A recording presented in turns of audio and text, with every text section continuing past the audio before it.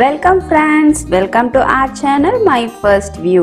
இன்னைக்கு நம்ம ரொம்பவே ஹெல்த்தியான டேஸ்டியான ரெசிபி தாங்க பார்க்க போறோம். இது பாத்தீங்கன்னா காலையில பிரேக்ஃபாஸ்ட்க்கு எடுக்கிறதா இருந்தா எடுத்துக்கலாம், இல்ல ஈவினிங் ஸ்நாக்ஸா எடுக்கிறதா இருந்தாலும் எடுத்துக்கலாம். ரொம்ப சிம்பிளா குயிக்கா எப்படி பண்றதுன்னு பார்க்கலாங்க. இதுவரைக்கும் நம்ம சேனலை சப்ஸ்கிரைப் பண்ணாம இருந்தீங்கன்னா மறக்காம சப்ஸ்கிரைப் பண்ணிக்கோங்க. பெல் ஐகானோட ஆல்ங்கிற ஆப்ஷனையும் கிளிக் பண்ண மறந்துடாதீங்க. வாங்க இப்போ வீடியோக்குள்ள போலாம்.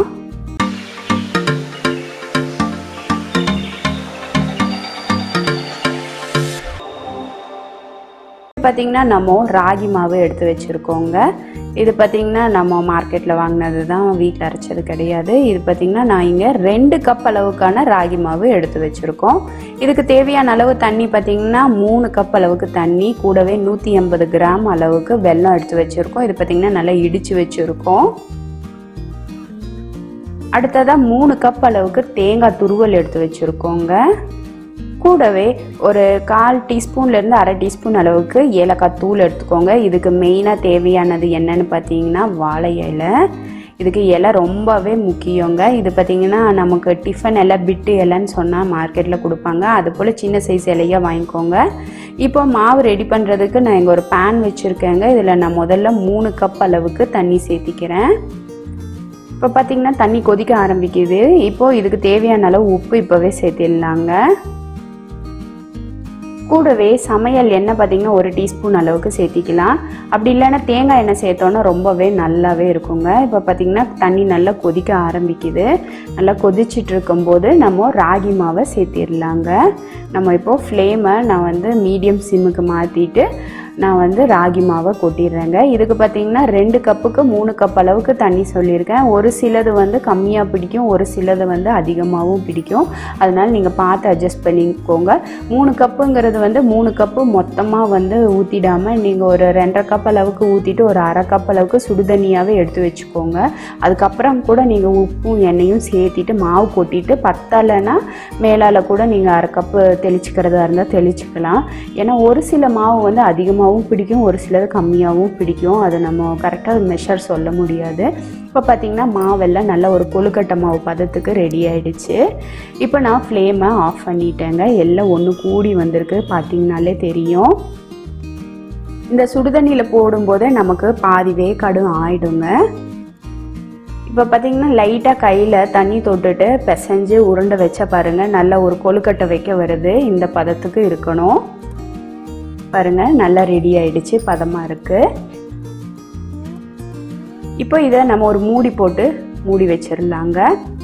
பக்கத்தில் ஓரமாக வச்சிடலாம்.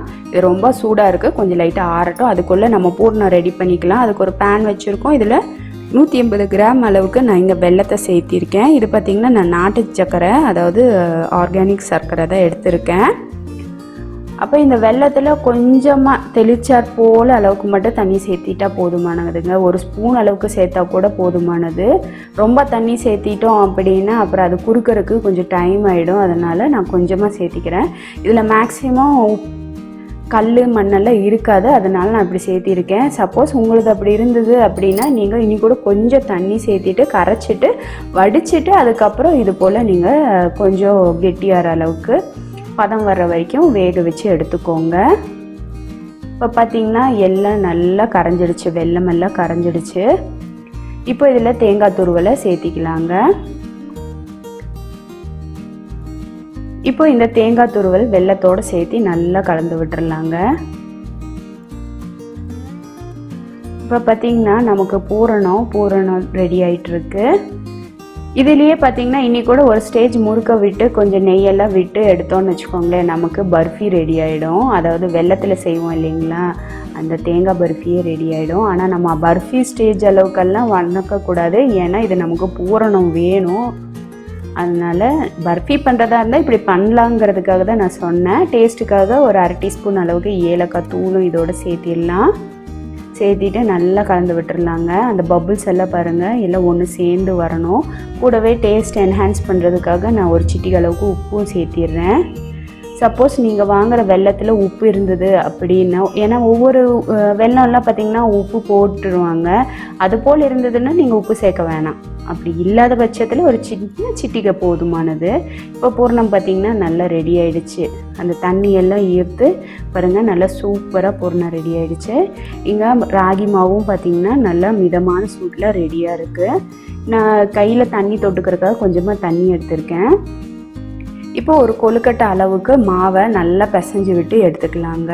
மொத்தமாக பிசையாமல் கொஞ்சம் கொஞ்சமாக பிசைஞ்சு எடுத்துக்கலாம். ஏன்னா ரொம்ப சூடாகவும் இல்லை, இருந்தாலும் மொத்தமாக பிசைஞ்சிட்டோன்னா நமக்கு காஞ்சி போயிடும். அதனால நம்ம ஒரு கொழுக்கட்டை அளவுக்கு மட்டும் எடுத்துகிட்டு திரும்பவும் மூடி போட்டு அந்த மாவை மூடி வச்சிடலாம். அடுத்த கொழுக்கட்டை மாவு எடுக்கிற அளவுக்கு அது திரும்பவும் எடுத்துகிட்டு திரும்ப க்ளோஸ் பண்ணி வச்சுக்கோங்க. ஓப்பன்லேயே வச்சிங்கன்னா அப்புறம் காஞ்சி போன மாதிரி ஆகிடும். இப்போ இதை நம்ம ஒரு இலையில வச்சு நல்லா சன்னமாக தட்டிக்கலாங்க. கொஞ்சம் தண்ணி தொட்டு தட்டும்போது நல்லா சன்னமாக உங்களுக்கு பரவலாக வரும். தண்ணி தொடாமல் தட்டுனீங்கன்னா கையோடு திரும்பவும் வந்துடும். ஏன்னா ராகி மாவு பசைத்தன்மை கொஞ்சம் கம்மியாக தான் இருக்கும், நமக்கு கையோடு வந்துடும். பாருங்கள், கொஞ்சம் கொஞ்சமாக தண்ணி தொட்டு இது போல் சன்னமாக தீட்டிக்கணும்.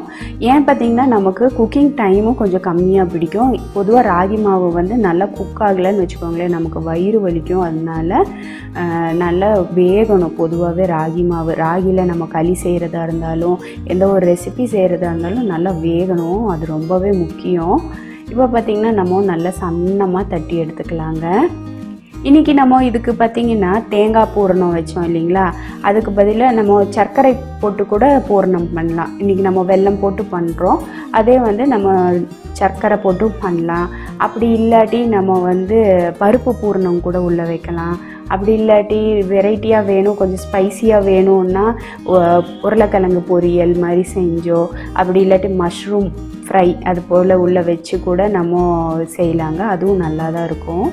பார்த்திங்கன்னா நல்லா ஒரு இடத்துல மட்டும் கெட்டியாக இல்லாமல் எல்லா பக்கம் ஈவனாக இருக்கிற மாதிரி கொஞ்சம் நீட்டாக இழுத்து விட்டு இது போல் அப்ளை பண்ணிக்கலாம். இதில் ரொம்ப பொறுமையான விஷயம், இந்த இலையில் இந்த ராகி மாவு அப்ளை பண்ணுறது மட்டும்தாங்க. மித்தபடி ரொம்ப ஈஸியானது, ரொம்ப டேஸ்டியானதும் கூடவே ரொம்ப ஹெல்த்தியும் கூட. பசங்க பொதுவாக ராகியில் எது செய்தாலும் கொஞ்சம் அடம் பிடிப்பாங்க. ஆனால் இது போல் பூரணம் வச்சு இது போல் கொடுத்தோன்னா ஈஸியாக சாப்பிட்ருவாங்க. ரொம்பவே சூப்பராக இருக்குங்க. இதில் இன்னும் கூட கொஞ்சம் ஃப்ளேவராக வேணும்னா நம்ம தேங்காய் பூரணத்தில் ஒரு 2 ஸ்பூன் அளவுக்கு நெய் விட்டு கலந்திங்கன்னா கூட இன்னும் நல்ல மணமாக சூப்பராக இருக்குங்க. அதுலேயே முந்திரி திராட்சை எல்லாம் போட்டாலும் இன்னும் கூட எல்லாமே நம்ம யோசனை தாங்க, வேறு ஒன்றுமே இல்லை. ரொம்ப ஈஸியாக பண்ணிடலாம். இப்போ பார்த்திங்கன்னா பூரணம் வச்சாச்சு. இதை நம்ம திரும்பவும் இது போல் மடித்து விட்டுடலாம். மடித்து விட்டுட்டு லைட்டாக அழுத்தி விட்டுடலாம். ரொம்ப டைட்டாலாம் அழுத்த வேண்டாம், லைட்டாக அழுத்தினா போதும். இங்கே சைடில் பார்த்திங்கன்னா இட்லி குக்கரில் தண்ணி நல்லா சூடாயிடுச்சு. நம்ம இட்லி பிளேட்டை வச்சிடலாங்க. பிளேட்டை வச்சுட்டு நம்ம மடித்து வச்சுருக்கோம் இல்லைங்களா இந்த ராகி அடை, அதை ஒன்று ஒன்றா ப்ளேஸ் பண்ணிடலாம். ரொம்ப டம்ப் பண்ண மாதிரி இல்லாமல் ஒரு 2 லேயர் வைக்கிற மாதிரி இருந்தால் போதுங்க. ரொம்ப ஃபுல்லாக 4-5 லேயர் வச்சு அடுக்கி அப்படியெல்லாம் பண்ண வேணாம். 2 லேயர் அளவுக்கு வச்சா ஓகே. இல்லை உங்கள் குக்கர் சைஸ் கொஞ்சம் பெருசாக இருக்குது அப்படின்னா நீங்கள் கொஞ்சம் நிறையா வைக்கிறதா இருந்தாலும் வச்சுக்கலாம். என்னோடய குக்கர் சைஸ் சின்னதுங்கிறதுனால நான் 2 லேயர் தான் வச்சுருக்கேன். பார்த்திங்கன்னா ஒரு 6 பீஸ் அளவுக்கு தான் வச்சுருக்கேன். இப்போ இதை லிட் போட்டு க்ளோஸ் பண்ணி ஒரு 15 நிமிஷம் வேக விட்டு ஓப்பன் பண்ணி பார்த்தோன்னா சூப்பரான ராகி இலை அடை ரெடி ஆகிடுச்சிங்க. இப்போ ஓப்பன் பண்ணி பார்த்தோன்னா பாருங்கள், இலையில் ஒட்டாதிக்கு இருக்குது. சப்போஸ் வேகலைன்னா இலையோடு ஒட்டிட்டு வந்துடுங்க. இது போல் ஒட்டாமல் வந்துச்சுன்னா அது சூப்பராக பர்ஃபெக்டாக ரெடி ஆகிடுச்சின்னு அர்த்தம். அவ்வளோதாங்க, ஹெல்த்தியான இலை அடை ரெடி ஆகிடுச்சு. பாருங்கள், சுட சுட சூப்பராக இருக்குது, ரொம்ப டேஸ்டியாக இருக்குங்க. நான் சொன்னது போல் என்னால் கை வைக்க முடியல, ரொம்பவே சூடாக இருக்குது. பார்த்திங்கனாலே தெரியும், ஆவி பறக்குது. நான் ஒரு கத்தி வச்சே கட் பண்ணி ஓப்பன் பண்ணி காட்டுறேன். பாருங்கள், ரொம்ப சூடாக இருக்குது, ஆவி பறக்குது. பார்த்திங்கன்னா உள்ள ஸ்டஃபிங் எல்லாம் சூப்பராக குக் ஆகிருக்கு. மேலே ராகி மாவும் பார்த்திங்கன்னா நல்லாவே குக்காகி ரெடி ஆகிருக்கு. அவ்வளோதாங்க, ஹெல்த்தியான ராகி இலை அடை ரெடி ஆச்சு. உங்களுக்கு பிடிச்சிருந்தால் லைக் பண்ணுங்கள், ஷேர் பண்ணுங்கள். மறக்காமல் மை ஃபர்ஸ்ட் வியூவர் சப்ஸ்கிரைப் பண்ணுங்கள் ஃப்ரெண்ட்ஸ். பெல் ஐக்கானோட ஆளுங்கிற ஆப்ஷனும் கிளிக் பண்ண மறந்துடாதீங்க. இது வரைக்கும் வீடியோவை பொறுமையாக பார்த்ததுக்கு ரொம்ப ரொம்ப நன்றி ஃப்ரெண்ட்ஸ். தேங்க்யூ.